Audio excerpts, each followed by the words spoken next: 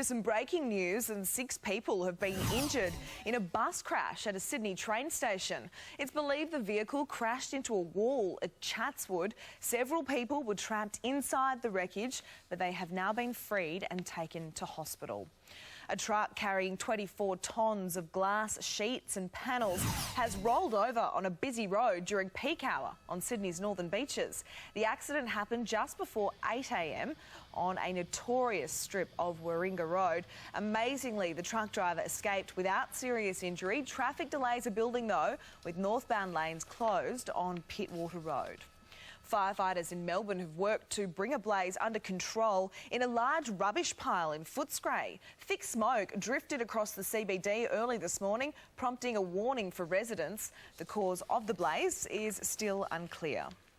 The family and friends of Alison Baden-Clay are appealing to Queenslanders to join a rally in protest against the court ruling which has downgraded the conviction of her killer from murder to manslaughter. Organisers say the rally on Friday will be a chance for members of the public to show they want justice to be done. We sat through that trial for almost 6 weeks last year, and never in our wildest dreams would we have imagined this appeal on Tuesday would have been successful. The announcement of the protests comes as it's been revealed Gerard Baden-Clay continues to wear his wedding ring in jail. A 4-year-old girl has been rushed to hospital in Sydney after suffering burns at a teppanyaki restaurant. Paramedics were called to the King Street Wharf Eatery about 7 o'clock last night with the reports that the child had received burns to her face and chest when her hair caught alight. She was treated at the scene before being taken to Sydney Children's Hospital in a serious condition. The man responsible for Melbourne's Russell Street bombing has been moved to a medium security prison where he could be eligible for parole in 9 months. Craig Minogue has served 29 years in jail for the 1986 attack outside police headquarters, which killed 21-year-old Constable Angela Taylor. He's now being detained at a prison in central Victoria, which is classed as pre-release jail. The parole board will meet to decide his future. 2 men will face court today following a dramatic police chase around the southern outskirts of Brisbane. Officers tried to stop the speeding vehicle at Forest Lake, but the driver kept going. As the police air wing tracked the car from the sky, road spikes were deployed, shredding the tyres and bringing the vehicle to a rapid halt. The car was surrounded by 10 police vehicles and the 2 men inside were arrested. Yeah, incredible pictures there. He is one of the biggest names in music and he has the social media following to boot. But after wrapping up his latest world tour, singing sensation Ed Sheeran has announced he's quitting social media. The 24-year-old says he finds himself seeing the world through a screen and not through his own eyes, so he is taking a break. Ed has told his 16 million Twitter followers and 5.5 million Instagram subscribers that he's working on his 3rd album, describing it as the best thing he has made thus far. Heartbreaking. Good morning. We start with pictures just into our Sydney newsroom showing the moment a truck crashed in the city's northern beaches this morning. This was the moment of impact. The vehicle was carrying 24 tonnes of glass sheets and panels when it rolled around 8 a.m. at a notorious intersection on Warringah Road. Now, drivers are advised to avoid that intersection with Pittwater Road. Traffic is building quite quickly.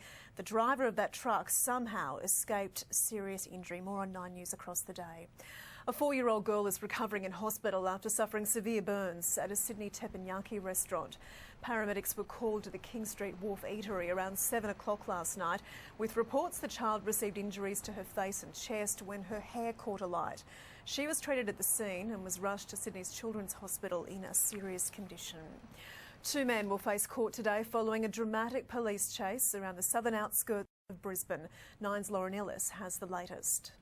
Well, the 33 and 36-year-old face an extensive list of charges, including willful damage to police property, driving unlicensed, dangerous operation of a vehicle and robbery.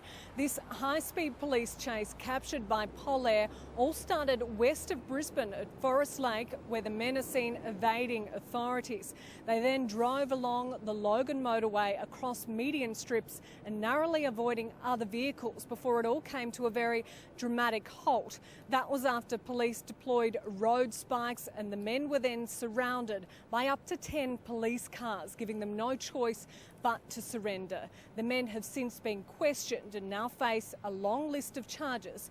They'll appear before the Richlands Magistrate Court today.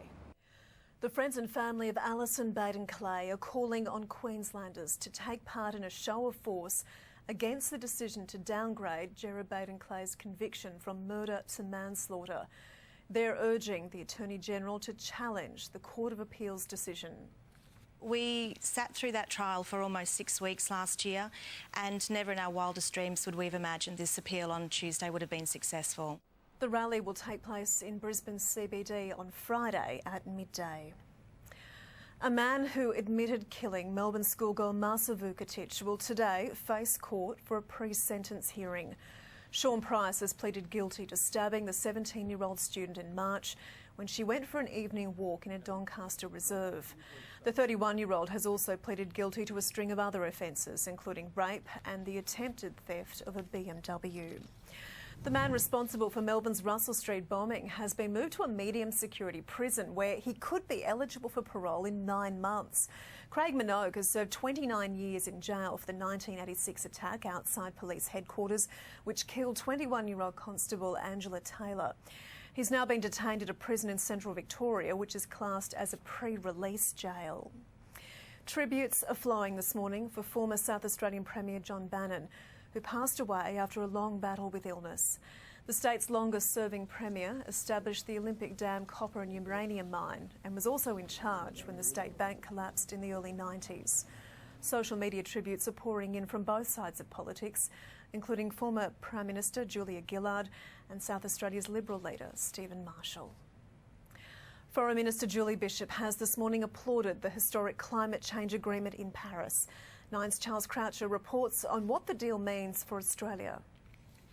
Australia's targets for reducing carbon emissions hasn't changed since the Paris Accord. They remain at 26 to 28% by 2030, and the Foreign Minister says we are on track for achieving that. What will change is now the world is looking after each other and indeed looking at each other to show leadership and to show some of the goals and some of the progress towards those goals that were set in Paris. That will mean more pressure on Australia to move away from fossil fuels, not only in what we use to burn our own energy, but also provide to the rest of the world. We saw yesterday the government make the first backflip on climate, that is to do with wind power and wind farms. And Julie Bishop says from here on, it's up to the market and up to investors to decide the best way forward for Australian energy production in the clean and green sector.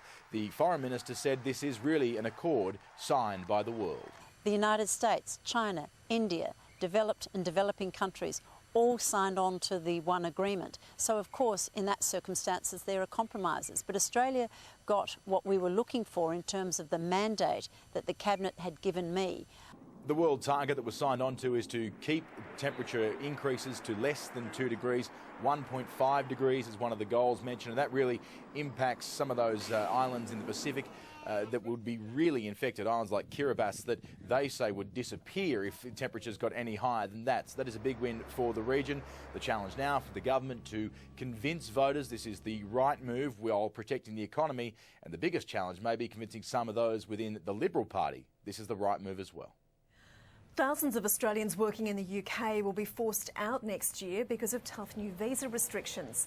The new policy will affect company transfers and the working rights of spouses.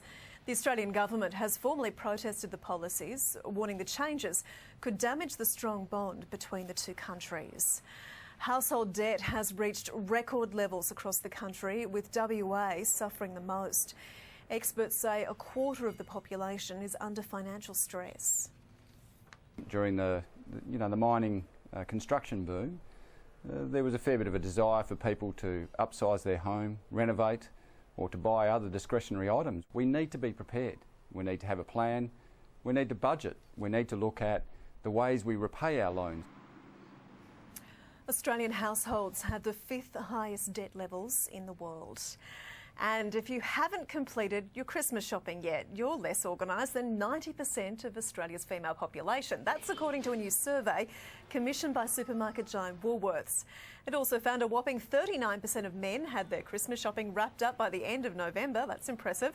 And when it comes to decorations, though, many are far less enthusiastic. Almost a fifth of the population don't put anything up at all. Where's the Christmas spirit? We'll check today's forecast for you now around the country. In Perth, sunny today and 29 degrees. A little cloudy at times in Adelaide, mostly fine for Melbourne and Canberra. A fine day for Sydney, 29 degrees, and a similar forecast for Brisbane, reaching a top of 30. For all our breaking news, you can head to our website.